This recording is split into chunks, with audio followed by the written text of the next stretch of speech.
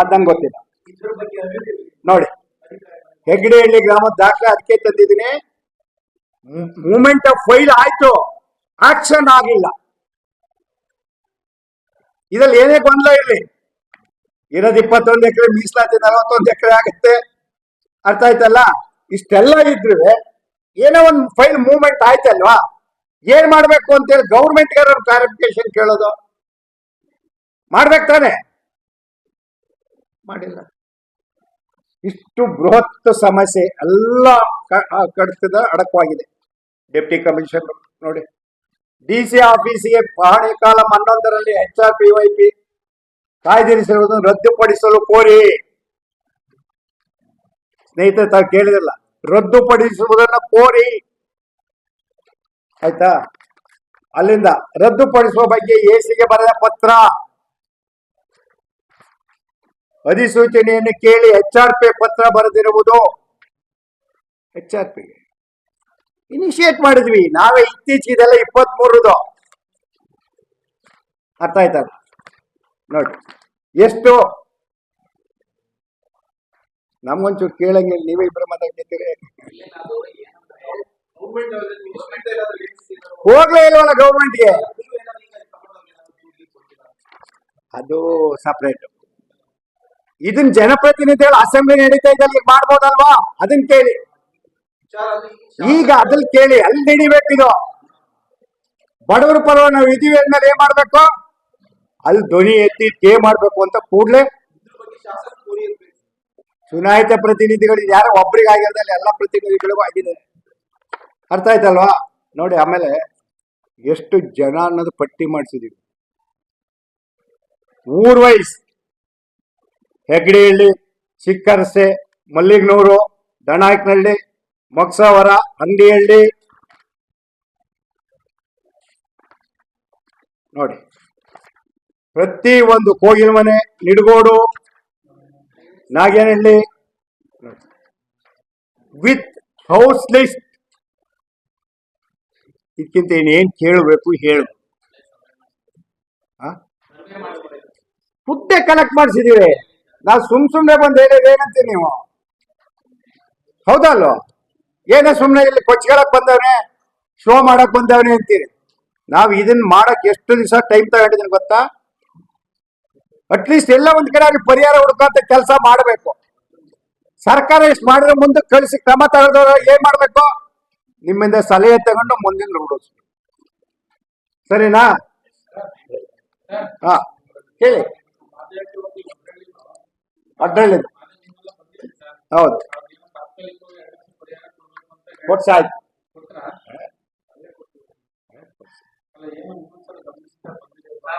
ಹೇಳ್ಬಿಡ್ತೀನಿ. ಮೊನ್ನೆ ಸಾಯಂಕಾಲನೇ ತಹಸೀಲ್ದಾರ್ ಕೈ ತಲ, ನೆನ್ನೆ ನಂಗೆ ಫೋನ್ ಮಾಡಿದ್ರು ಹೋಗಿ ಅಂತ. ಓದುತ್ತಾರೆ. ನಾ ಆತ್ಮಹತ್ಯೆ ಅಂತ ಏನಾದ್ರು ಮಾಡಿ ಸರ್ಕಾರದ ಬರೋದೊಂದು ಮಾಡಿ,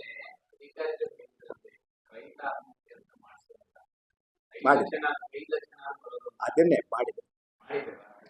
ತಹಸೀಲ್ದಾರ್ ಸ್ಪಾಟ್ ಅಲ್ಲಿ ನಾವು ಅಲ್ಲಿದ್ದು ತಹಸೀಲ್ದಾರರು ಬರೀತಾರೆ, ಮೈಸೂರು ರಾಜ್ಯ ಪತ್ರ LND PR 509C 10,529 dated 69/70 February 17ನಲ್ಲಿ ನಮೂದಿಸಿದಂತೆ ಬೇಲೂರು ತಾಲೂಕಿನ ಕಡೆಗಜ್ಜೆ, ಕುಪ್ಪಕೋಡು, ತುಮದೇವನಹಳ್ಳಿ, ಮಲ್ದೇವಿ ಗ್ರಾಮಗಳು ಹೆಗ್ಗಡೆಹಳ್ಳಿ ಕಾಯ್ದಿರಿಸಿದೆ. ತಹಸೀಲ್ದಾರ್ ಹಿಂಗೆ ಹೇಳ್ತಾರೆ, ಲ್ಯಾಂಡ್ ಅಕ್ವಿಷನ್ ಆಫೀಸರ್ ಹಂಗೆ ಹೇಳ್ತಾರೆ. ಮನೆ ಕಟ್ಕೊಂಡು ನನ್ನ ಬಡವ ಅಲ್ಲೇ ಆದ, ಅಲ್ಲಿ ಮುಳುಗಡೆ ಯಾರ್ಯಾರಿಗಾಯ್ತು ಗೊತ್ತಿಲ್ಲ. ಮಿಲಿಟರಿಗಾಯ್ತು ಜಾಗ, ಹೇಮಾವತಿಯರಿಗಾಯ್ತು, ಎಕ್ಸರ್ಗಾಯ್ತು. ಈ ತರದ ಗೊಂದಲಗಳು ಒಂದು ಗ್ರಾಮದಲ್ಲ ಮಿಸ್ ನಾಗರಾಜ್. ಹಿಬ್ಬೀಡು ಅಂತ ಒಂದು ಗ್ರಾಮ, ಅಲ್ಲಿ ಇರ್ತಕ್ಕಂಥದ್ದೇ ಪೂರ್ಣ ಪರಿಶಿಷ್ಟ ಜನಾಂಗದವರು.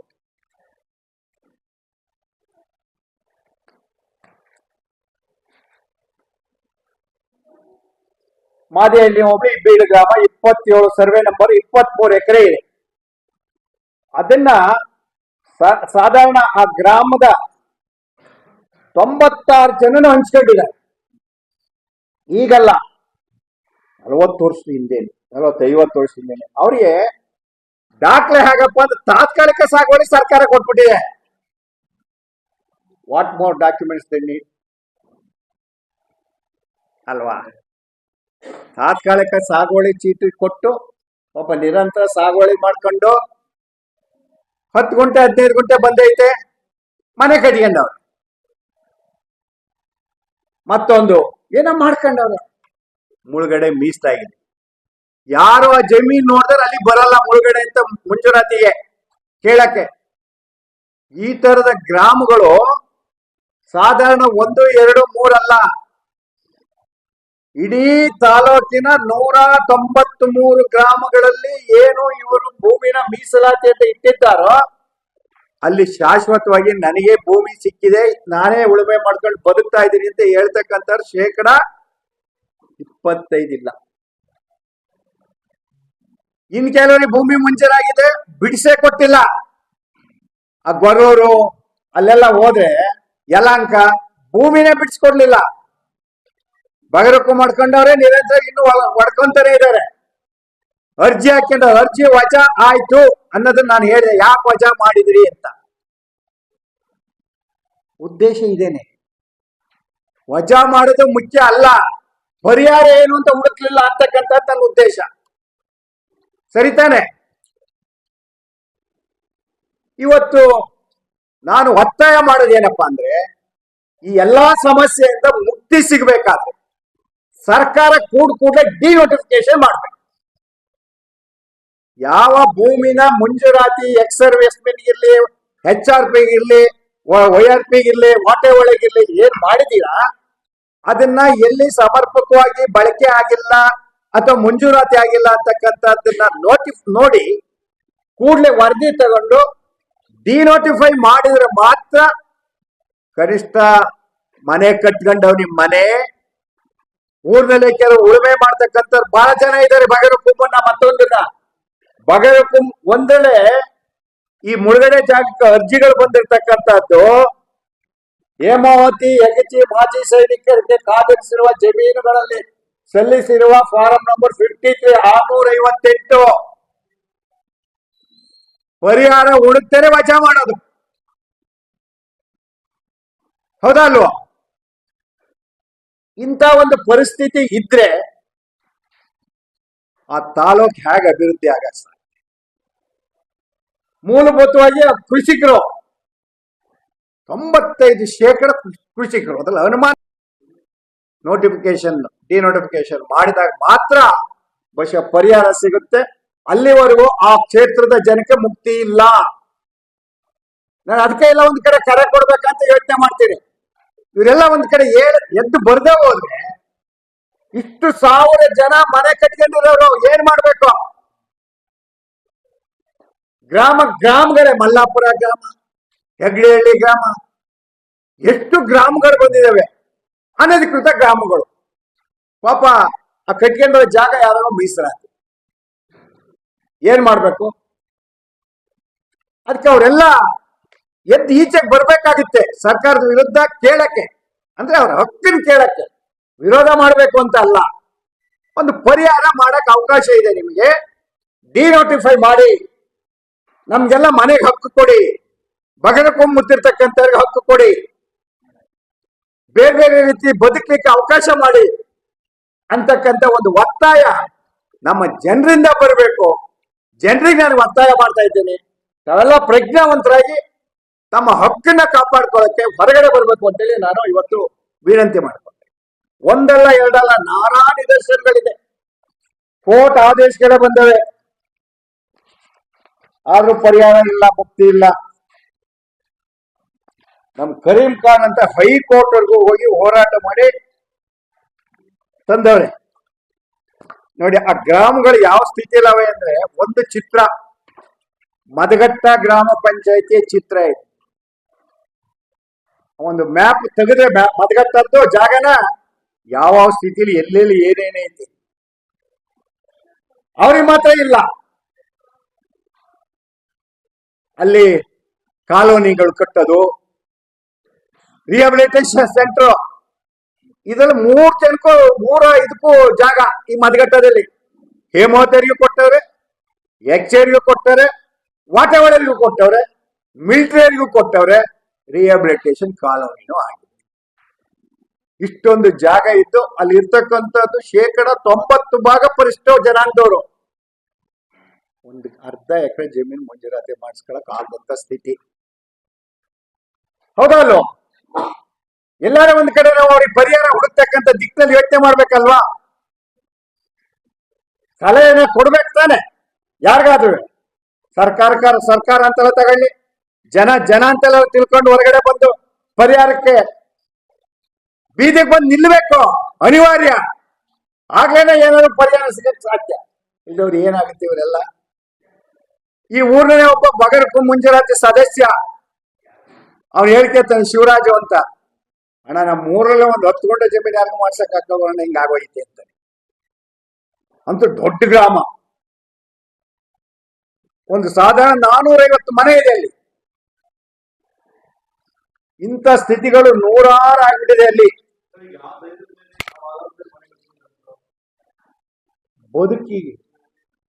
ಬದುಕು ಅಂದ್ರೆ ಏನ್ ಮಾಡ್ತಾರೆ? ಎಲ್ಲಿಗೆ ಹೋಗ್ತಾರೆ? ಊರ್ ಬಿಟ್ಟು ಹೋಗಕ್ಕಾಗಲ್ಲ. ಎಲ್ಲೋ ಬೆಳಗ್ಗೆ ಒಂದ್ ಕೆಲಸ ಸಿಗುತ್ತೆ, ಕಾಫಿ ಗಿಡಕ್ಕೆ ಹಣ್ಣು ಕುಯ್ಯಕ್ಕೋ, ಕಸ ಹೊಡಿಯಕ್ಕೋ, ಮತ್ತೊಂದ್ಕೋ, ಮರ ಕಡಿಯಕ್ಕೋ ಹೋಗ್ತಾರೆ. ಬಟ್ ಗುಡಿಸ್ಲು ಅಂತೆಲ್ಲ ಬೇಕಲ್ಲ ಬದುಕಕ್ಕೆ. ಇದು ನಾನು ಯೋಚನೆ ಮಾಡಿ ಹೇಳ್ತಾ ಇರೋದು. ಈ ಮಾನವತೆ ದೃಷ್ಟಿಯಿಂದ ಈ ಕರೆ ಜನ ಎದ್ದು ಬರ್ಬೇಕು, ಸರ್ಕಾರ ಚಿಂತೆ ಮಾಡ್ಬೇಕು. ಗುಡಿಸ್ತಾ ಇರೋರು ಅವ್ರು ಏನೋ ಒಂದ್ ಮನೆ ಕಟ್ಟಿಕೊಂಡ್ರು, ದುಡ್ಕೊಂಡು ಅವ್ರ ಸ್ವಂತ ಮೇಲೆ. ಅವ್ರಿಗೆ ಏನಾಗುತ್ತೆ ಅಂದ್ರೆ GPS ಮಾಡಕ್ಕಾಗಲ್ಲ, ಸ್ವಂತ ಭೂಮಿ ಅಲ್ಲ, ಅವನೇ ಮನೆ ಕಟ್ಕೋಬೇಕು. ಒಂದು ಜಂಟ ಮನೆ ಸಿಗಲ್ಲ ಅವ್ರಿಗೆ.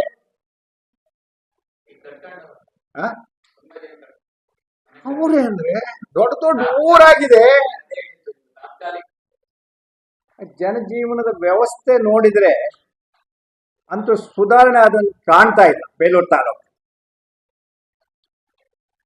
ಕಾರಣ ಏನಪ್ಪಾ ಅಂತ ನೋಡಿದ್ರೆ, ನಾನು ಮೂಲಭೂತವಾಗಿ ಇನ್ನೊಂದು ಹುಡುಕ್ತೆ, ಪರ್ ಕ್ಯಾಪಿಟಲ್ ಇನ್ಕಮ್ ಎಷ್ಟಿದೆ ಅಂತ.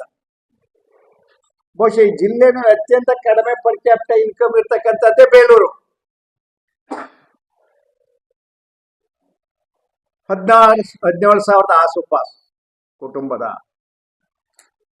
ಇಷ್ಟೊಂದು ಅನಾನುಕೂಲ ಯಾಕೆ ಅಂತ. 383 ಹಳ್ಳಿ ಇದೆ, ದಾಖಲೆ ಗ್ರಾಮ. 383ರಲ್ಲಿ ಸಾಧಾರಣ 193 ಗ್ರಾಮಗಳಲ್ಲಿ ತಲಾತಲಾಂತರದಿಂದ ಆ ಗ್ರಾಮಸ್ಥರು ಬಳಸ್ಕೊಂಡು ಉಳಿಸ್ಕೊಂಡು ಬಂದಂತ ಭೂಮಿನ ಮುಳುಗಡೆ ಸಂತ್ರಸ್ತರಿಗೆ ಅಂತ ಮೀಸಲು ಮಾಡಿಬಿಟ್ಟ. ಆ ಮೀಸಲು ಮಾಡಿದ್ರ ಪರಿಣಾಮ ಆ ಗ್ರಾಮಗಳಲ್ಲಿ ಒಂದು ನಿರಂತರ ವ್ಯವಸ್ಥೆ ಅಂತ ಒಂದು ಏನಿತ್ತು, ಆ ಗೋಮಾಳ, ದನ ಕರು, ಮತ್ತೊಂದು ಚಟುವಟಿಕೆ ಎಲ್ಲದಕ್ಕೂ ಇತ್ತು, ಅದೆಲ್ಲ ಡಿಸ್ಟರ್ಬ್ ಆಗ. ಎಷ್ಟು ಮಟ್ಟಿಗೆ ಅಂದ್ರೆ ಬಹಳ ಊರುಗಳಲ್ಲಿ ಗೋಮಾಳದಲ್ಲಿ ಗ್ರಾಮಗಳೇ ಬೆಳವಣಿಗೆ ಆಗೋಗಿದ್ದಾವೆ. ಗ್ರಾಮಗಳ ಬೆಳವಣಿಗೆ ಆದ್ರೂ ಕೂಡ ಮೀಸಲಾತಿ ಮಾತ್ರ ತೆಗೆದಿಲ್ಲ, ಏನೂ ನೋಡ್ಲಿಲ್ಲ. ಅಲ್ಲಿ ಮನೆ ಇದೆಯಾ, ಉಳುಮೆ ಮಾಡ್ಕೊಂಡಿದ್ದಾರೆ ಯಾರು, ಅರ್ಜಿ ಹಾಕಿ ಪ್ರಶ್ನೆನೇ ಇಲ್ಲ. ಮೀಸಲು ಮಾಡಿದ್ರು ಹೋಯ್ತಾರೆ.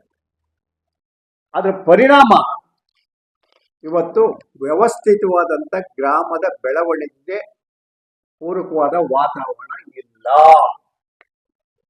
ನಾನು ಹೇಗೆ ಹೇಳ್ತೀನಿ ಅಂದ್ರೆ, ಈ ಮುಳುಗಡೆ ಆದಂತ ಪ್ರದೇಶದಲ್ಲಿ 94C ಅರ್ಜಿಗಳು ಅಂತ ಇದೆಯಲ್ಲ, ಗೊತ್ತಲ್ಲ, ಅನಧಿಕೃತವಾಗಿ ಮನೆಗಳನ್ನ ಕಟ್ಕೊಂಡಿರ್ತಕ್ಕಂಥ ಅದು ಸಾಧಾರಣ 4,000 ಚಿಲ್ಲರೆ ಅರ್ಜಿಗಳಿದೆ ಮುಂಜೂರಾತಿ ಮಾಡಕ್ ಆಗ್ದೇನೆ. ಅಂದ್ರೆ ಅವರು ಯಾವ ಹಕ್ಕುನೂ ಇಲ್ದೇನೆ ವಾಸ ಮಾಡ್ತಕ್ಕಂಥ ಒಂದು ವಾತಾವರಣ ಆ ಕ್ಷೇತ್ರದಲ್ಲಿ ಸೃಷ್ಟಿಯಾಗಿದೆ. ಒಟ್ಟು 4,262 ಅರ್ಜಿಗಳು. ಸಾಧಾರಣ 20 ಮನೆ ಇದ್ರೆ ಒಂದು ಎಕರೆ. ಎಷ್ಟು ಹಳ್ಳಿಗಳಲ್ಲಿ ಈ ತರದ ಒಂದು ಬೆಳವಣಿಗೆ ಇತ್ತು, ಅವ್ರ ಬಗ್ಗೆ ಯಾವುದೇ ಕ್ರಮ ಇಲ್ಲ. ಯಾವ ಮೂಲಭೂತ ಸೌಕರ್ಯಗಳು ಕೂಡ ದೊರೆಯತಕ್ಕಂಥದ್ದಿಲ್ಲ. ಹೀಗಾಗಿ ಅಲ್ಲಿ ಪರಿಸ್ಥಿತಿ ಬಹಳ ವಿಕೋಪಕ್ಕೋಗಿದೆ.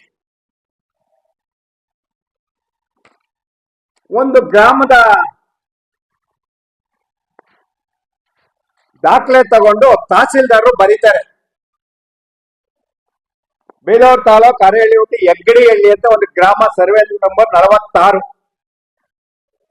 ಆ 46ರಲ್ಲಿ ಇರ್ತಕ್ಕಂಥದ್ದು 20 ಎಕರೆ 20 ಗುಂಟೆ. ಸರ್ವೆ ನಂಬರ್ 46 ಏನೆಲ್ಲ ಮೀಸಲಾತಿ ಮಾಡ್ತಾರೆ ಅದು ಒಂದೇ ಗ್ರಾಮದಲ್ಲಿ ಅಂದ್ರೆ, ಹೆಗ್ಗಡಿಹಳ್ಳಿ ಗ್ರಾಮದ ಸರ್ವೆ ನಂಬರ್ 46ರಲ್ಲಿ 21 ಎಕರೆ 5 ಗುಂಟೆ ಗೋಮಾಳ. ಈ ಪೈಕಿ 10 ಎಕರೆ 22 ಗುಂಟೆ ಹೇಮಾವತಿ, 20 ಎಕರೆ ಯಗಚಿ, 10 ಎಕರೆ ಬಾಜಿಸೈ. ಇಲ್ಲಿ ಏನ್ ಅರ್ಥ ಮಾಡ್ಕೊಂಡ್ರೆ ಅಂತ ನಂಗೆ ಗೊತ್ತಾಗಲಿಲ್ಲ. ಇರೋದೇ 21 ಎಕರೆ, 10 ಎಕರೆ 22 ಗುಂಟೆ ಹೇಮಾವತಿಗೆ, 20 ಎಕರೆ ಯಗಚಿಗೆ, 10 ಎಕರೆ ಮಾಜಿ ಸೈನಿಕ.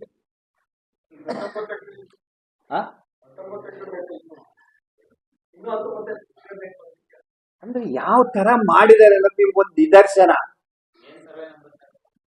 ಸರ್ವೆ ನಂಬರ್ 46 ಬಹಳ ಕ್ಲಿಯರ್ ಆಗಿ ಹೇಳ್ತಾರೆ. ಮುಂದೆ ಹೋಯ್ತಾ ಹೋಯ್ತಾ ಏನೇನಾಯ್ತು, ಹೇಗಿದೆ, ಅದು ಯಾರು ರೆಕಾರ್ಡ್ ಅಲ್ಲಿ ಏನಿದೆ ಅದನ್ನ ಲ್ಯಾಂಡ್ ಅಕ್ವಿಸಿಷನ್ ಆಫೀಸರ್ ಬರೆದ್ರೆ ಅವರು ಇದ್ರಲ್ಲಿ ಸೇರ್ಪಡೆನೇ ಆಗಿಲ್ಲ ಯಾವಕ್ಕೂ ಅಂತ ಹೇಳ್ತಾರೆ. ಸರ್ಕಾರ ಕ್ವೈಟ್ ಕರೆಕ್ಟ್ ಅಧಿಕೃತವಾಗಿ ಒಂದು ಪ್ರಕಟಣೆ ಮಾಡಿದ್ದಾರೆ ಅಂತ ಅದಕ್ಕೆ ನಿಮ್ಮ ಮುಂದೆ ಹಿಡಿದು ಬಿಟ್ಟೆ. Village wise, survey number wise land acquisition deputy commissioner ದೆನ್ ಸಹಿ ಇದೆ, ಪ್ರತಿಯೊಬ್ಬರದು ಸಹಿ ಇದೆ.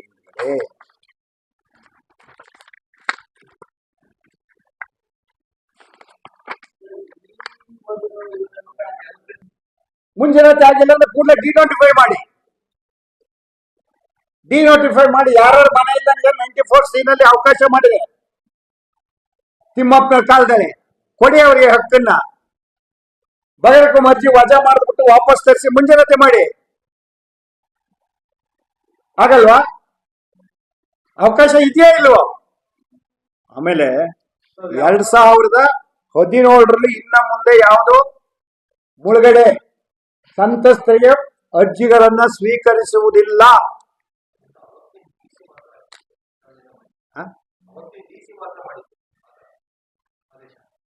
ಹಂಗಂದ್ರೆ ಸರ್ಕಾರದ ರೆಫರೆನ್ಸ್ ಹಾಕಿ ಮಾಡಿ ಕೊಡ್ತೀನಿ, ಕಾಪಿ ಮಾಡಿದಾರಲ್ಲ. ಅದಾದ ಮೇಲೆ ಅಲ್ಲಿಂದ ಇಲ್ಲಿವರೆಗೂ ಡಿನೋಟಿಫಿಕೇಶನ್ಗೆ ಟೈಮ್ ಬೇಕಾ? ಕಟ್ ಆಫ್ ಡೇಟ್ ಸಿಕ್ಕಿದೆ ಅಲ್ವ 17. ಆ ಕಟ್ ಆಫ್ ಡೇಟ್ಗೆ ಇವರು ತೆಗೆದು ಏನಾಗಿದೆ ರಿಪೋರ್ಟ್ ಕೊಡ್ರಿ ಅಂತ ತಗೋಬೇಕು ತಾನೆ. ನೋಡಿ 18/2/19 ಜಿಲ್ಲಾಧಿಕಾರಿಗಳ ಕಾರ್ಯಾಲಯ ಉಲ್ಲೇಖ ಕೇಳಿ. ಮುಖ್ಯಮಂತ್ರಿಗಳು ಕರ್ನಾಟಕ ಸರ್ಕಾರ. ಮತ್ತೆ ಎರಡನೇದು ಸರ್ಕಾರದ ಪತ್ರ ಸಮ್ ಆರ್ಡಿ 29 LGH 1917 ವಿಶೇಷ ಭೂ ಸ್ವಾಧೀನಾಧಿಕಾರಿ ಹೇಮಾವತಿ ಜಲಾಶಯ ಮೇಲಿಂದಲೇ ಬಂದಿದೆ. ಅವ್ರ ರೆಫರೆನ್ಸ್ ಮೇಲೆನೆ deputy commissioner has issued this order.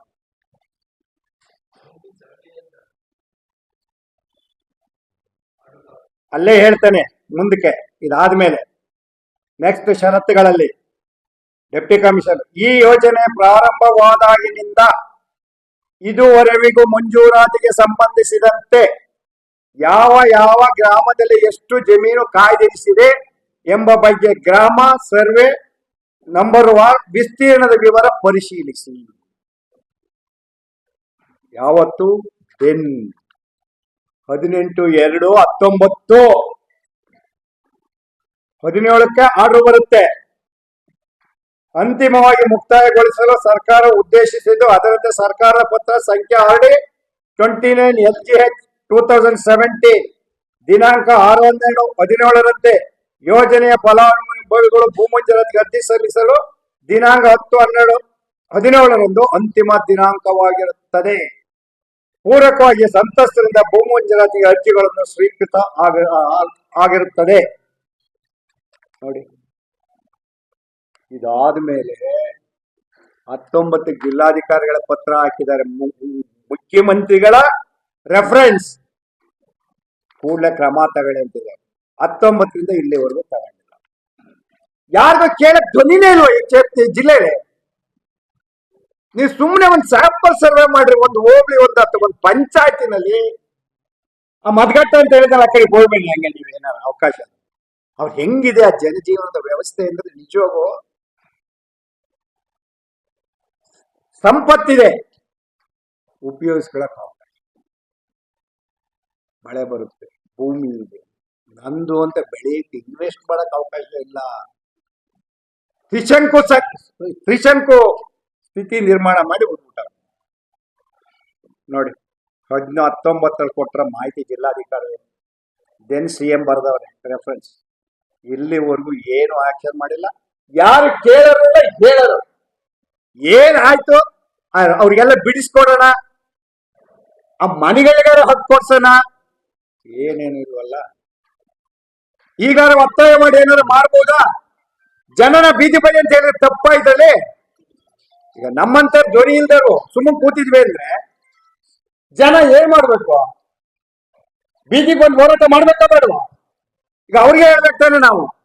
17ರ ಆದೇಶ, 19 ಜಿಲ್ಲಾಧಿಕಾರಿಗಳ ಆದೇಶ ಅನುಷ್ಠಾನಕ್ಕೆ ಬಂದಿಲ್ಲ, ಅವ್ರಿಗೆ ಹಕ್ಕು ಕೊಟ್ಟಿಲ್ಲ, ಅವ್ರಿಗೆ ಬದುಕಕ್ಕೆ ಜೀವನದ ವ್ಯವಸ್ಥೆಗೆ ಸಹಕಾರ ಮಾಡಿಲ್ಲ ನೀವು.